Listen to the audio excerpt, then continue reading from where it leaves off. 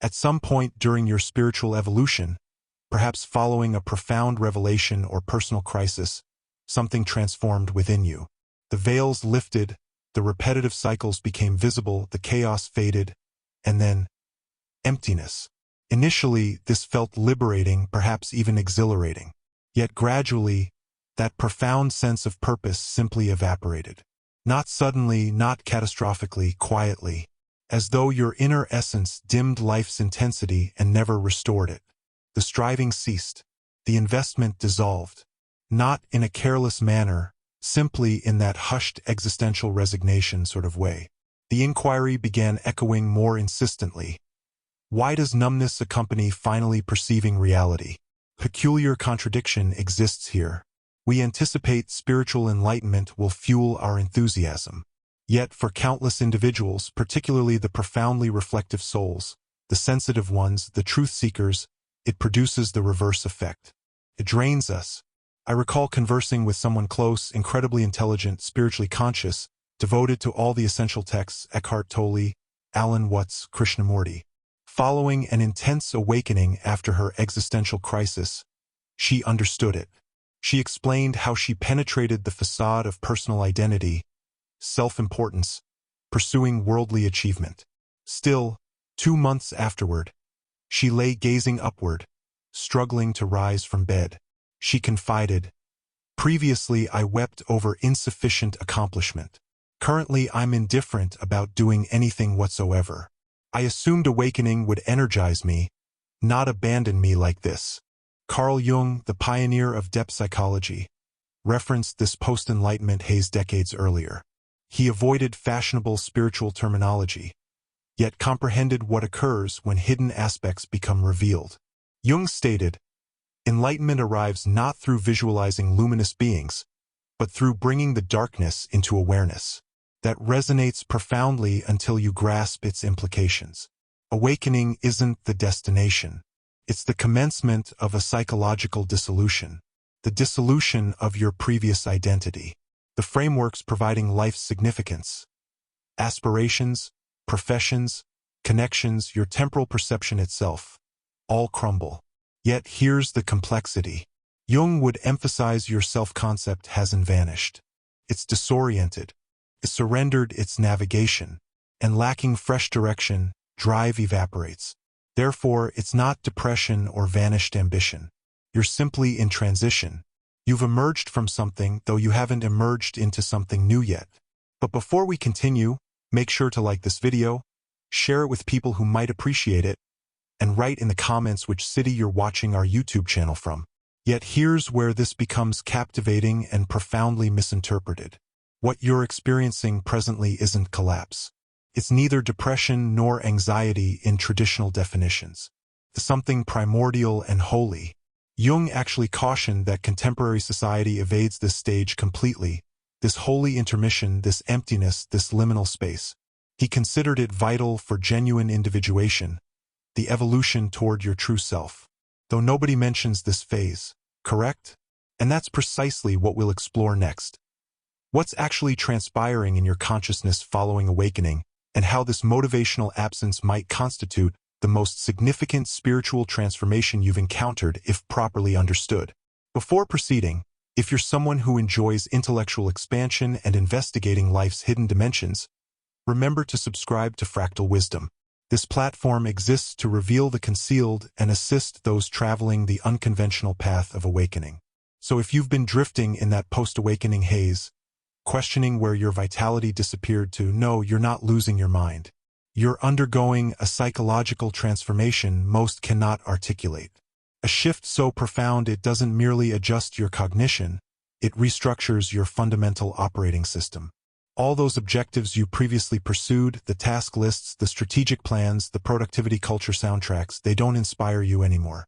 Not because you're unsuccessful, but because your motivational architecture itself is deconstructing.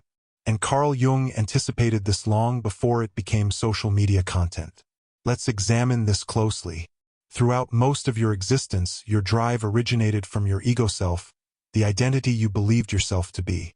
You desired validation, visibility, achievement, affection. That's not problematic. It's simply human psychological development. Jung termed this the persona, the facade we construct for social functioning. However, the awakening journey removes the facade. Abruptly, you're not seeking approval. You're not attempting to succeed in the competition because you perceive the competition, and that's where confusion emerges. Without the facade, your previous objectives don't align anymore. They were designed for an identity that no longer exists. So presently you're like an actor who departed the stage and cannot determine their dialogue anymore. That's why you feel unmotivated. You didn't lose determination. You transcended the energy source that fueled it. Carl Jung believed we're not designed to serve the ego. We're designed to integrate it, to harmonize it with something greater. He identified this journey as individuation, the transformation from fragmented identity into complete unified being. Not the limited self seeking validation, but the transcendent self, the soul-centered essence within you connecting to everything. And this being doesn't prioritize status or validation or even certainty. It's present to manifest authenticity. So once awakening occurs, your consciousness begins recalibrating. It starts rejecting anything artificial, compelled, or ego-driven. This includes occupations, partnerships, dreams, and your meticulously assembled vision board from 2021. That's why individuals often characterize awakening as simultaneously liberating and bewildering. But Jung cautioned, if we pause here, we become trapped. Some individuals awaken and succumb to spiritual bypassing, persuading themselves that nothing holds significance, that everything's merely illusion. So they withdraw, drift, and dissociate. They mistake detachment for disconnection. But the authentic self desires something else. It desires to animate you. It desires to manifest heaven through this physical form. It doesn't reject existence. It redefines your participation in it. To embody that, you must traverse a peculiar intermediate stage Jung described perfectly and few recognize while experiencing it. There exists a phase following awakening that rarely receives acknowledgement. It's not attractive and it doesn't generate massive engagement. It doesn't resemble meditating in Bali or composing profound social media reflections. It resembles this, remaining in quietness, incapable of self-explanation while existence continues rushing forward. Carl Jung would assert you're not directionless. You're transitional. You've disidentified from ego, though haven't yet discovered how to exist from the self. This space isn't failure. It's a transformational passage. Yet, in our hyperactive culture, stillness gets misidentified as indolence. Pause gets confused with stagnation, so you criticize yourself. And that criticism obstructs the precise energy your soul attempts to reclaim. Jung possessed terminology for this psychological intermission. He called it enantiodromia, the phenomenon where elements reverse into opposites. When you awaken, your internal pendulum swings from ego-centered striving to soul-centered stillness. You transition from, I must accomplish everything, to why accomplish anything? And this oscillation is sacred. This is how equilibrium is reestablished. In mythology and ancient wisdom, this represents the hermit stage, the death preceding rebirth. It's the moment the caterpillar liquefies inside the chrysalis. Not yet a butterfly, no longer a larva, simply essence. And yes, essence doesn't produce results. It doesn't hustle, transforms. This is where ego becomes alarmed. It craves action, identity, and clarity. But the self whispers, surrender. I'm constructing something deeper. Here's where contemporary spirituality somewhat avoids the challenging aspects. It teaches, simply pursue joy or positive vibrations exclusively. And while intention and frequency matter, Carl Jung would inform you if you attempt bypassing the darkness, you bypass the treasure. Jung believed shadow integration, confronting the suppressed, uncomfortable aspects of yourself, is essential for becoming whole. Not optional, not supplementary. It's the fundamental curriculum of being a conscious soul. This sacred emptiness you experience is where the unconscious finally receives space to surface. You're not failing. You're processing. And your consciousness is remarkably intelligent.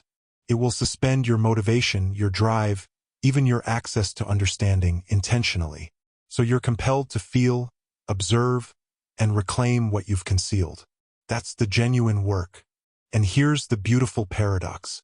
When you cease resisting the void, something remarkable begins occurring. Motivation starts returning, though it feels transformed this time. It's not anxious. It's not performative. It's not hustle. It's something ancient and something quieter. A type of soul-guided movement that feels like remembering rather than chasing. Jung called this the emergence of the self, not as theory, but as a living internal compass. So you've traversed the void. You've experienced the silence, the stillness, the profound pause. And presently, something fresh is beginning to awaken inside you. Not a dramatic revelation, not spectacular displays. More like a subtle internal attraction. Not to return to your previous existence, but to construct a new one. This is where the self begins communicating, not in language but in impulses, in resonance, in what Carl Jung termed the symbolic life. He believed that once the ego has yielded and the unconscious is integrated, we become capable of existing from a place deeper than personality. That's when existence stops being about survival and becomes about significance. And here's an unexpected reality. It's often beautifully mundane. When the self leads, you don't hustle, you respond. You're not motivated by scarcity mentality. You're guided by what feels resonant. You no longer pursue clarity. You recognize it when it manifests. Existing from the self doesn't mean you'll constantly feel motivated in conventional terms. You might still experience waves of exhaustion, uncertainty, even sorrow. That's being human. But what you won't experience is that persistent sense of internal conflict. The sensation of forcing yourself through an existence that doesn't suit. Instead, you might begin noticing you're drawn to create even when nobody's observing. You decline things that don't resonate, even if they appear favorable externally. You start following your fascination, not your obligations. You choose tranquility over achievement. This is the new fuel. It's not adrenaline. It's alignment. Jung called this living symbolically, not in fantasy, but with soul, where you begin trusting your internal imagery, dreams, synchronicities, intuitive feelings as guidance. So what does this manifest as in reality? Sometimes it's as straightforward as asking different questions. Instead of what should I do, ask what's quietly calling me. Instead of what's the plan, ask where is life nudging me? Instead of how can I prove myself, ask what feels honest. You begin participating with life instead of attempting to control it. And this doesn't mean abandoning ambition. It means transforming it. Ambition becomes devotion to truth, to presence, and growth. And the irony is that type of energy accomplishes things far more effectively than ego ever could. But now it's sustainable. Now it's soul-powered. This is the self's motivation. Not to impress, but to express. And it often guides you to create, serve, heal, teach, and build. Not because you should, but because your entire being says yes. So if you've been feeling like your spark is gone after awakening, it's the old fire that burned down so that you could discover a deeper flame, one that doesn't flicker when external winds blow.